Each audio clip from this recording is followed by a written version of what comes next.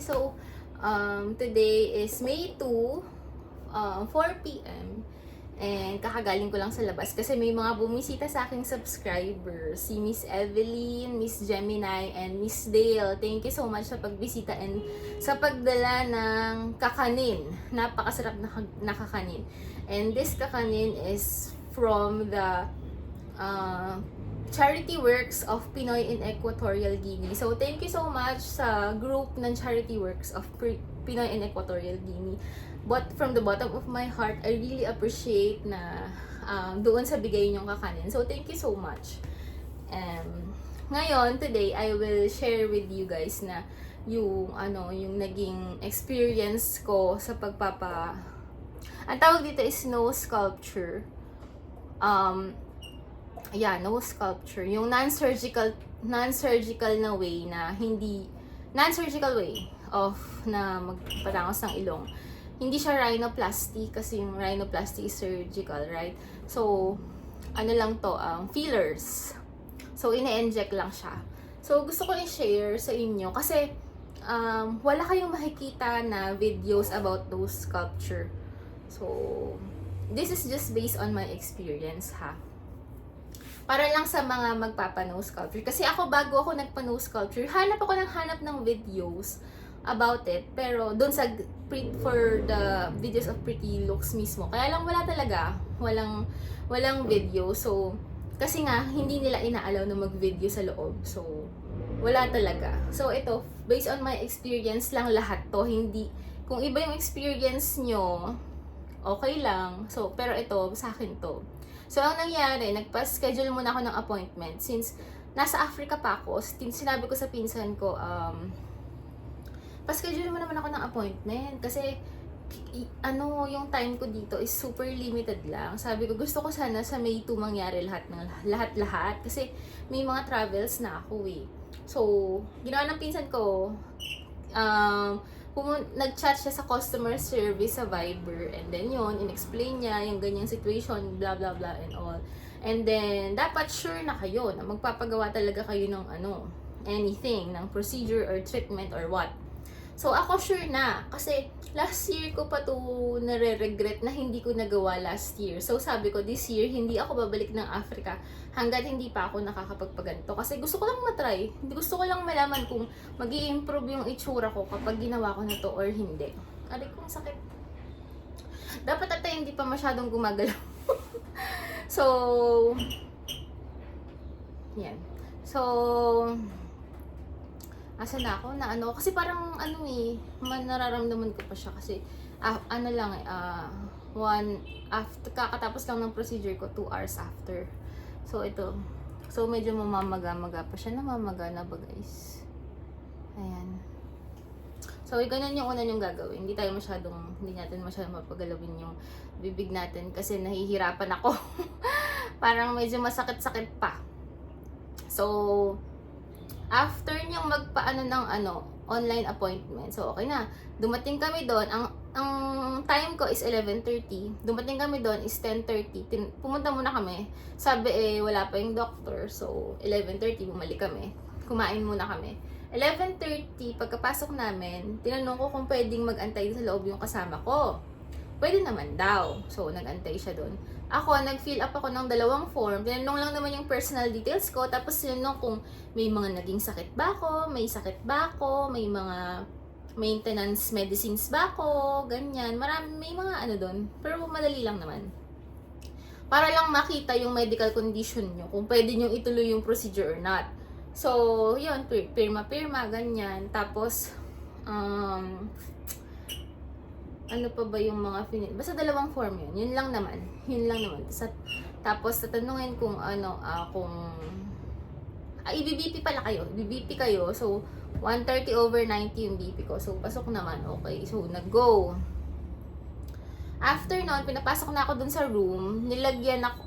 Pinainom ako ng gamot. Yung antihistamine. Oo, antihistamine. Tsaka yung isa, yung dali. Ano ba yun? Oo, basta ganun.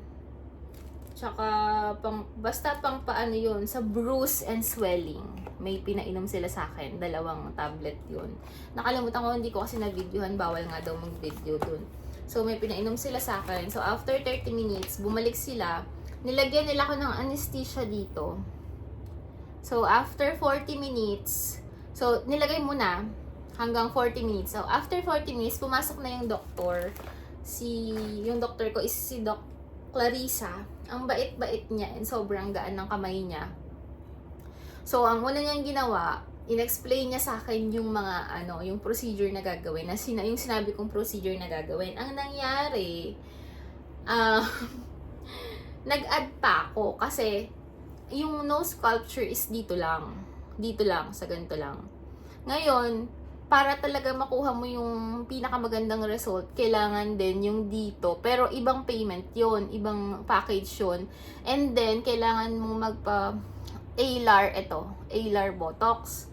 Ganyan. So, 3 procedure, iba rin yung bayad nun. Ngayon, natakot kasi ako dun sa ALAR Botox kasi may mga napanood ako na masakit daw yun. So, marami akong napanood na masakit yun. And so, natatakot ako. So, sabi ko sa kanya, pinag-isipan ko muna. Binigyan niya ako ng ilang minutes para pag-isipan. Umalis siya. So, na-realize ko, sabi ko, pag ito lang yung gagawin sa akin, di parang ang pangit pa rin nung dito banda. Ang laki nga ng butas ng ilong ko. Yun nga yung problema, yung butas ng ilong, di ba? So, pinag-isipan ko talaga mabuti. Sabi ko, sige na nga, itatry ko na, isusugal ko na yun, isusugal ko na kasi andito na ako baka naman pagsisihan ko na naman sa huli, diba? Tapos sabi niya, pwede naman daw niya unahin yung dito, kaya lang kapag na-realize ko after ilang minutes na kailangan pa palang baguhin yung dito, so mag-a-another na naman na inject ng anesthesia. So sabi ko, nag-iisip ako. Tapos after pala nung nilagay niya ako ng anesthesia dito, tinurukan na niya ako ng anesthesia. Oh my gosh, masakit. Masakit siya. Aminin ko, masakit siya. Yung anesthesia na yon. Bali, dahil nga nag-decide na ako na gagawin na rin yung dito, 2 anesthesia yung tinurok. So, 2 beses. Medyo napaluha ako, ganyan. Pero hindi naman yung super kasi, masakit lang pag pumasok yung karayom. And then pag okay na yung karayom, nilabas na, wala ka nang mararamdaman. Okay na, ganun lang. Siguro mga 2 seconds mo lang mararamdaman yung sakit, mapapaluha ka. Ayun lang yun. And kinakabahan ako kasi ang sakit. Although, winarningan niya ako na medyo masakit yun at may mararamdaman ako. Pero okay lang, bearable yun guys. Ganun talaga, tiis ganda. Bago sarap, hirap muna. Diba? Ganun talaga. So, 2 seconds mo nyo lang mararamdaman yun. So, 2 beses na 2 seconds na masakit. Yun lang. The rest, wala na akong naramdaman. Okay na. Wala na. So, after noon, nung tinurukan ako ng anesthesia, diretso na sa procedure, yun na, pinapikit niya ako. Pwede naman nakadilat, pero sabi niya, it's better na close na lang yung eyes kasi para hindi niya masagi yung mata ko. So, close ko na yung eyes ko. Tapos, ayun na, relax na ako. Although, may mararamdaman kayo, syempre, ini-inject niya yung mga fillers. In-explain niya kasi pwedeng ilagay yung fillers or yung thread. Pero, yung pag-thread daw kasi, yung inilagay, medyo matagal pa yung downtime. So, 7 days kailangan ng pahinga. Kasi, syempre, thread yun. Mas matagal siyang malulusaw kaysa doon sa filler. Kasi yung filler, gel lang siya. So, mas madali siyang matutunaw. Pero, sinabi ko sa kanya, sabi ko, ayokong ako yung mag-decide kasi hindi naman ako expert dyan. Sabi ko, i-allow kitang ikaw yung mag-decide para sa akin. Sabi ko, at saka, kung ano yung alam mo mas better sa ilong ko. Kasi, siya yung nakakakita na kung ano yung mas bagay na forma sa ilong ko So, sabi ko, i-allow kita, Doc, na ikaw na yung mag-decide kung anong gagawin. Kasi, wala namang kaso. Although, maganda nga gamitin yung thread para mas matagal siyang matutunaw. Pero, okay lang din para sa akin yung filler kasi yung filler, kaya niyang manipulahin niya yung shape. So, sabi ko, sige, well, no problem kung ano man. Tapos, may sabi ko pa sa kanya, Doc, may travel ako tomorrow, okay lang ba yun? Ganyan, ganyan. Sabi niya, okay lang naman daw. Yun, in-explain ko naman sa kanya lahat ng situation ko, ganyan. Sabi ko, Doc, babalik ako ng Africa, kailangan bang i-paretouch yan, bla bla bla. Okay lang naman daw. So, ayun. Yun lang ang experience ko. And grabe, actually, binigyan ako ng stress ball. So, ganun ako ng ganun stress ball. So, pero nung naiturok na niya, nung minomold na niya yung feelers, okay na, wala na akong naramdaman, okay na.